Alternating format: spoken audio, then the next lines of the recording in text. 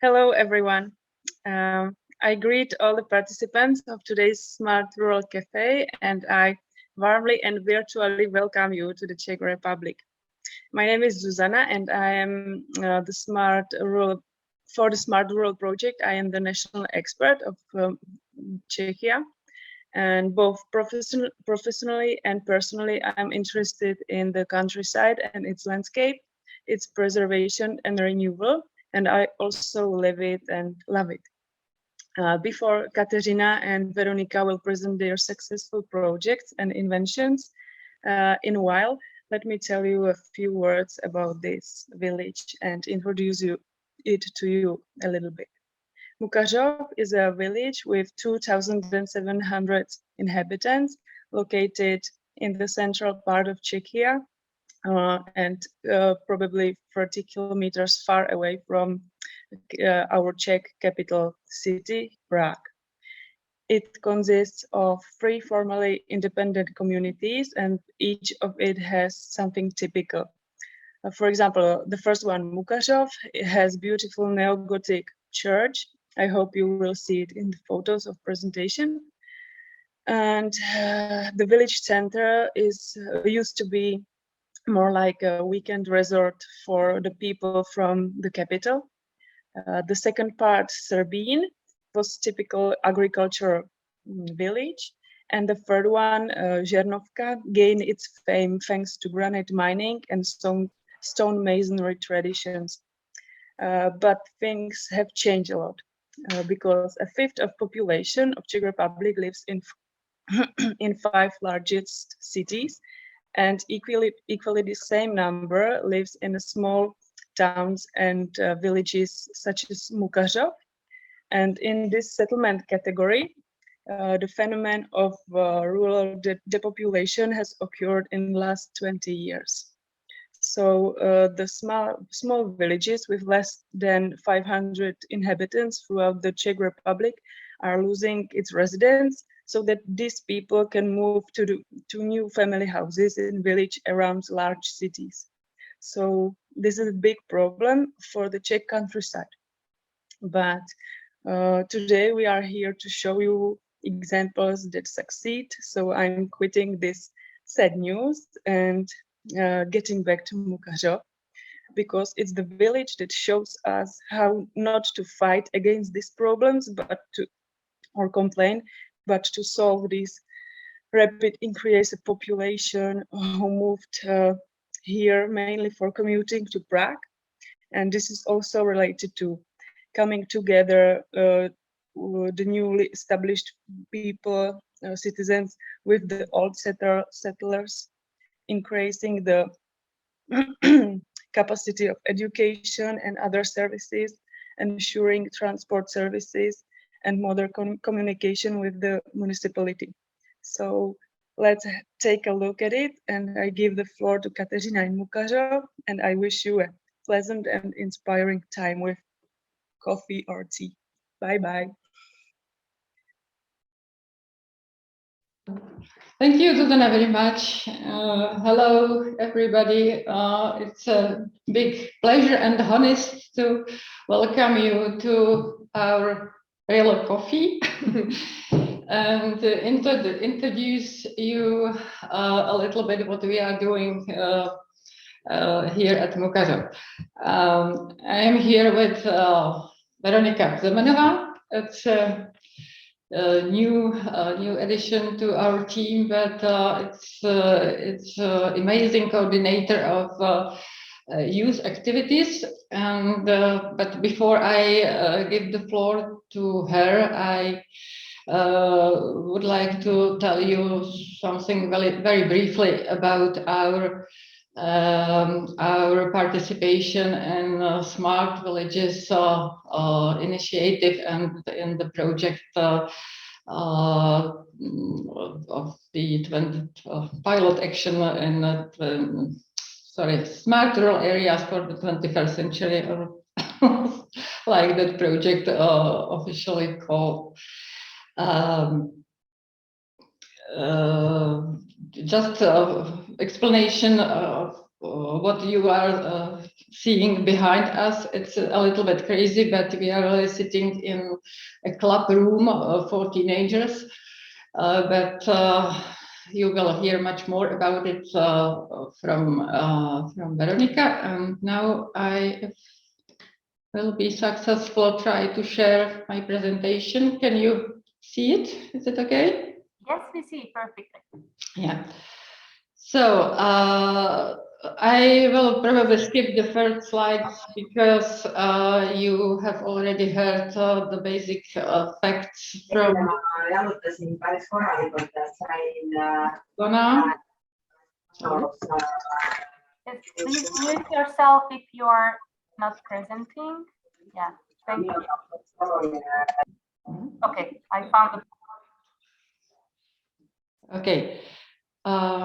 No. Yeah.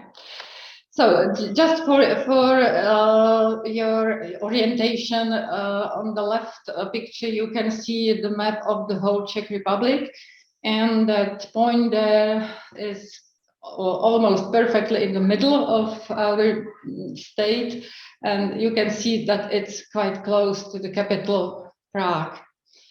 The other slide shows you that we are really, in fact, 3 villages, still mostly like independent, but they have the same self-government.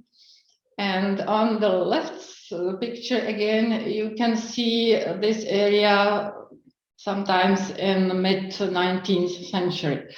And I don't know how good it's visible for you, but Mukarov at that time was really almost only the church, the parish office, and the school. While Žernovka in the north, it was quite big village for that time, with the masonry tradition and businesses. And Srbin on the south was also quite a big village with agriculture tradition. And that point in the middle, Buda, it was just a crossroad on the old royal street or path that goes from Prague to Kutná Hora. Kutná Hora is a town where used to be silver mines, and it was really very important road at medieval times, and it's still one of main roads from Prague to the east. So that's the like history and the basement of morphology, I would say, of our nowadays settlement. I also like very much this picture because it's from 30s, from the 20th century.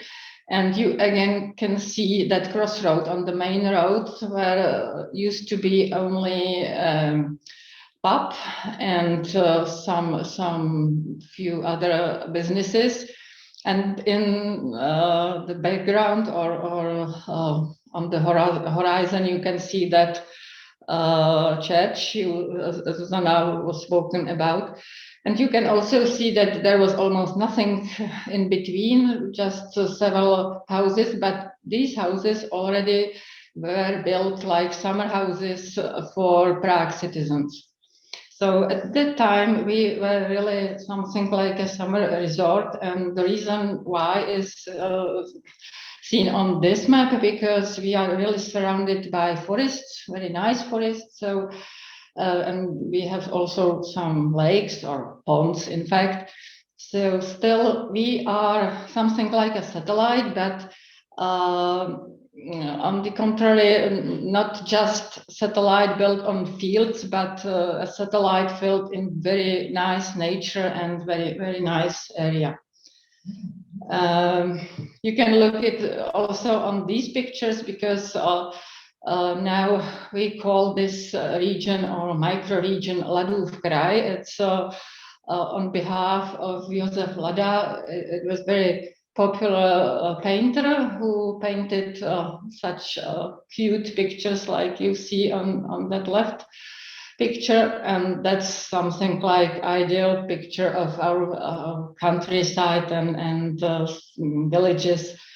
And I must say that it's, of course, it was a romantic view in his time, but still we can find very nice countryside here also. So, and then that's the life here. The facts, what Susanna already mentioned, that sculpture here is on our roundabout on that crossroad. And this wooden guy points to the three parts of our village. We have some around 2,700 registered inhabitants, but as we are so close to Prague, we have about 500 or 800 other people who live here and commute to Prague to work. And we have also a school with almost 700 pupils now, which is quite huge. And there are some services and stores that serves to the area of approximately 7,000 people around.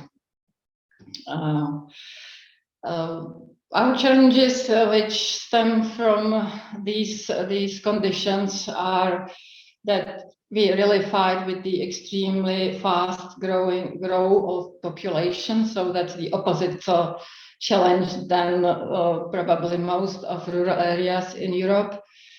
And we are really looking for places where people could meet and spend their time here at our village, and not only come here to sleep over and then escape somewhere to the town. So that's probably the main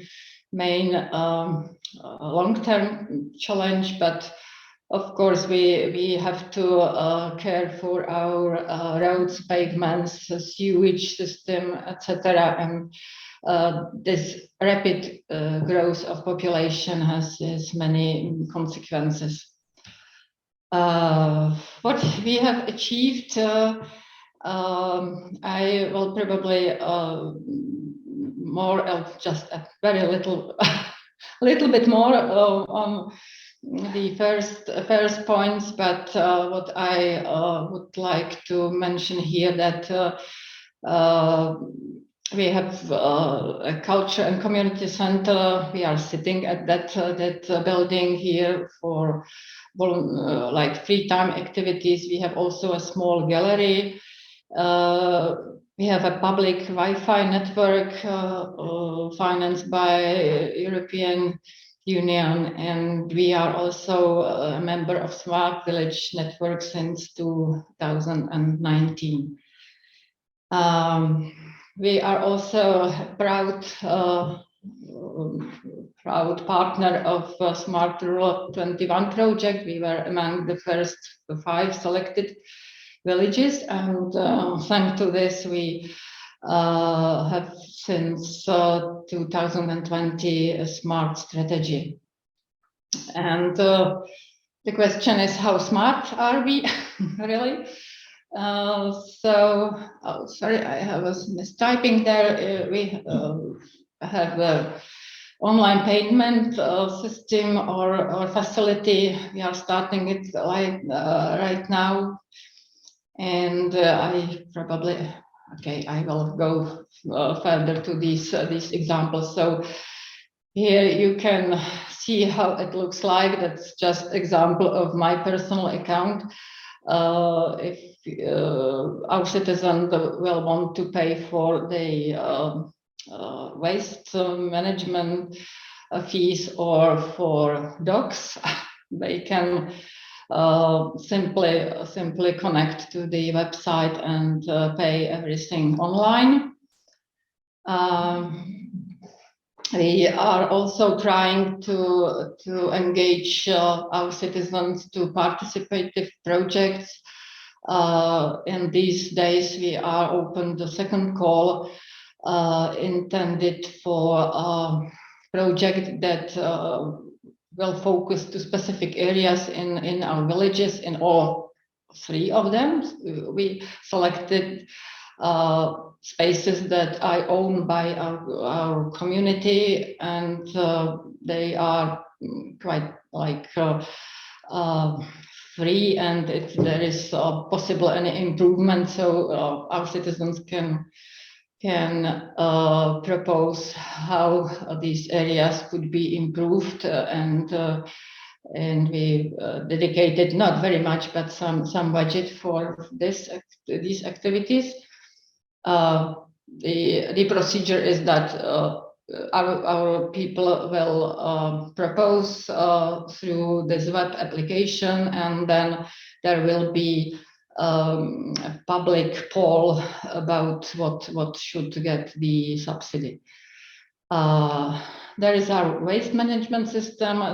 It's not our own solution, but we bought it from a company which supplies around I think 100 other villages in the Czech Republic.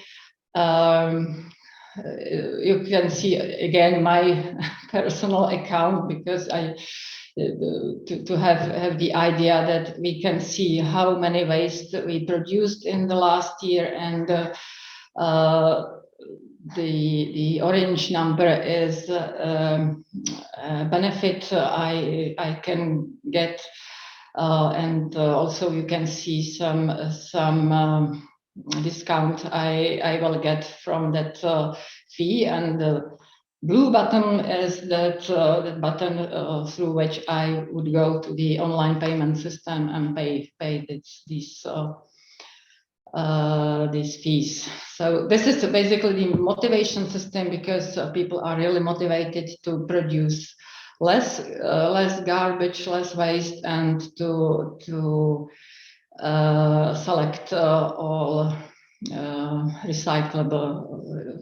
recyclable waste.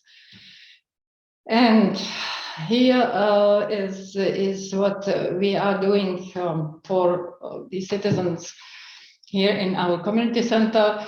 To be honest, when we were writing our strategy, we thought that we would go for a kind of co-working space here, basically for parents of children who attended some courses and activities here. But during the pandemic, we rethink this, because we realized that the active population is active from their homes. Everybody had to learn it, but seniors, and as you see in a moment, also teenagers were really harmed by this situation. We are trying to contact them and to offer them some social activities. So on these pictures you can see the workshop for seniors about using smartphones and tablets, and also a lecture or debate. This was about gardening, what we are also organizing in our library. It's now it's in person, but we are also doing a YouTube transmission, and so transmission, and it's also recorded, so people can see it from that recording. Okay, and that's almost all, and I would like to give the floor to Veronica. Just try to switch to her presentation, so thank you for your attention.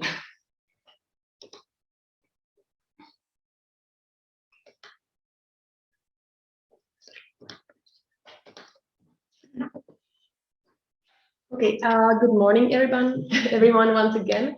And my name is Veronica Zamanova, and I am the youth facilitator here in Mukarov. Right now, actually, as you can see, next to me is our mascot, Peppa the Pig.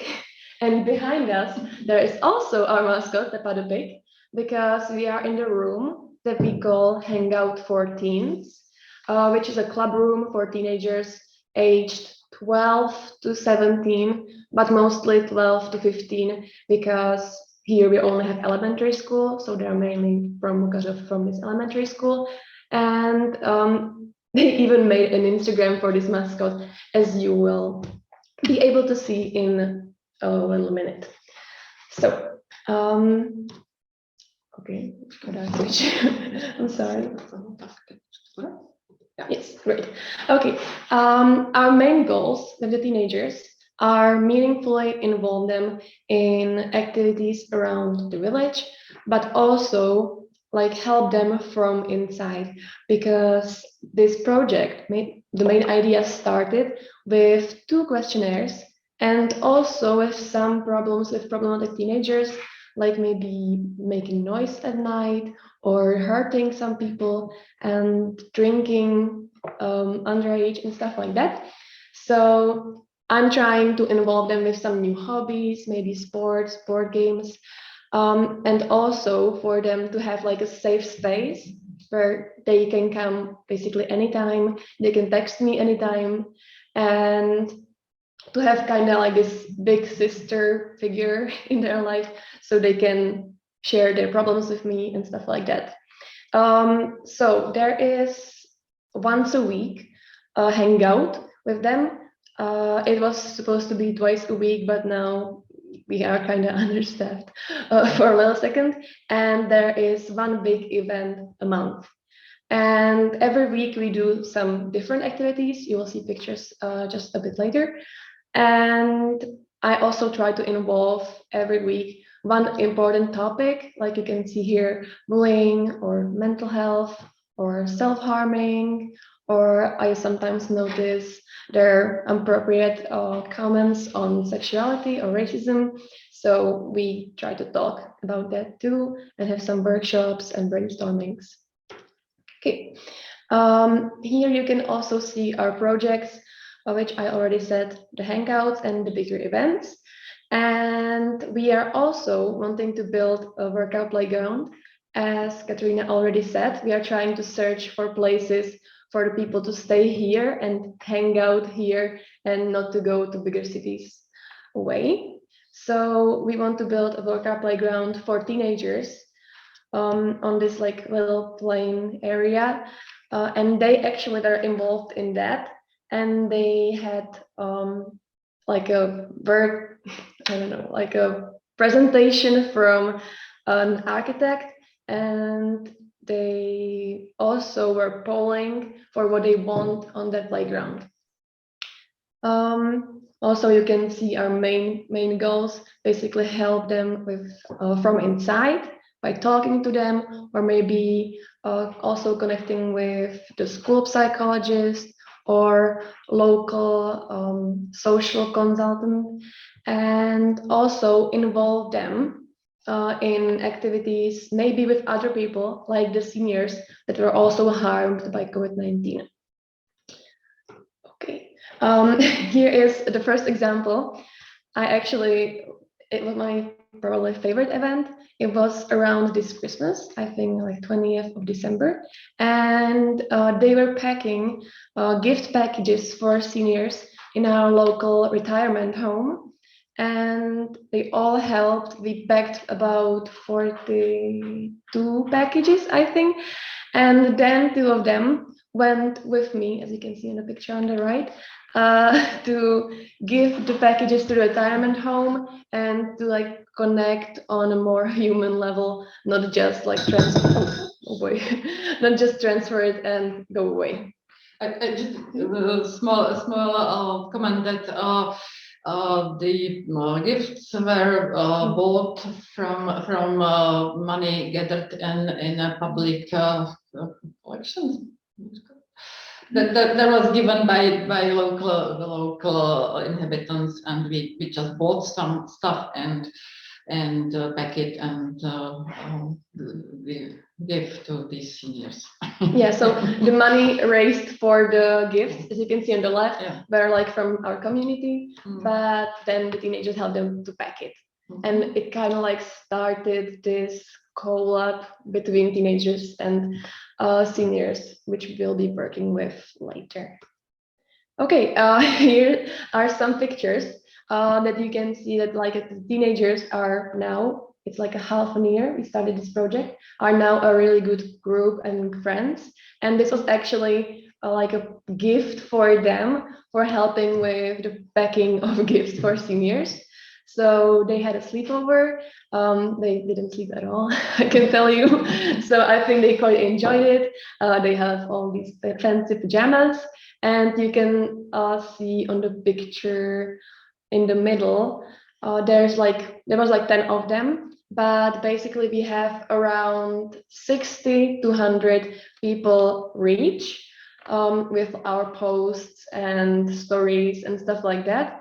And we also created a Discord group because when it was not possible to hang out in this hangout room, we did like an online hangout on Discord. Okay, here you can see some pictures from decorating our club room. Like the public is here, so that's the picture right from there. And also you can see in the middle on the picture the young gentleman, and that's not a teenager, obviously. That's the architect who liked the kids, so he wanted to help us with this too.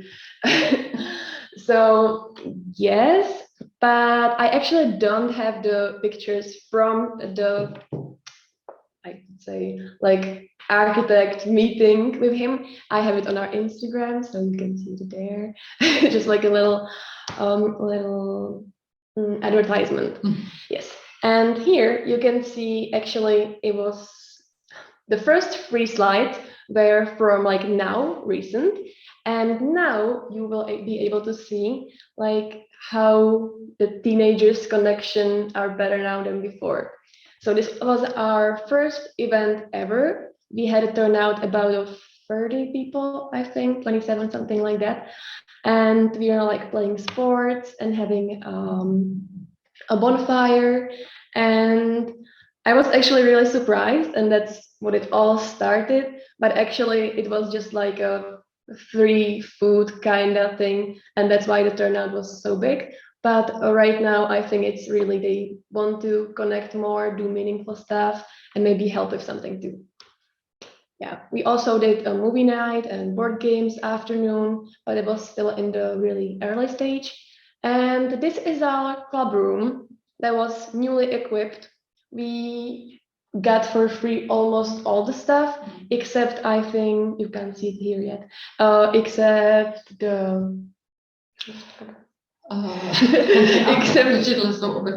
except the rack or like the floor fluffy stuff. I don't know the word in English right now.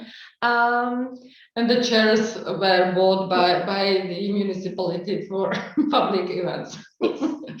But basically, as you can see behind us and behind some of you, you have the picture in the chat, it changed a lot. It got like more homey and more messy, to be honest. But I feel like this is like nicer than before. But this was like the early stage and how the full room looks like.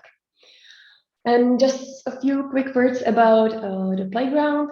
These are also like very early pictures, but on the top, you can see the middle 3 blocks on each other. I don't think I can show you with like a mouse or something, but that's where the playground is supposed to be. There's gonna be about, I think 6 workout attractions and a small altan for like hanging out, and maybe if it's raining, so they can still be there. And if we get the money, but we are now Yes. preparing a project for our local action group that could give a subsidy for this. I hope, yeah. And this is like a really last slide, and it's our Instagram. It's a little older picture now. There's around something above 60 people, which isn't a lot when you think about it at first, But if you, we'd say we have at our school 700 people, as Katerina said, and this is only for teenagers. And some of the teenagers already went to like a gymnasium after the 5th year. So I feel like it's a pretty good turnout for grades 5, 6, 7, 8, 9 max. And if you're curious about some of our more projects, there are the presentations from the architect. You can find there all the background pictures from painting the room and some birthdays and how we did online hangout and stuff like that. And that's really everything from me. And I think we can, and now, yes, and get to the questions.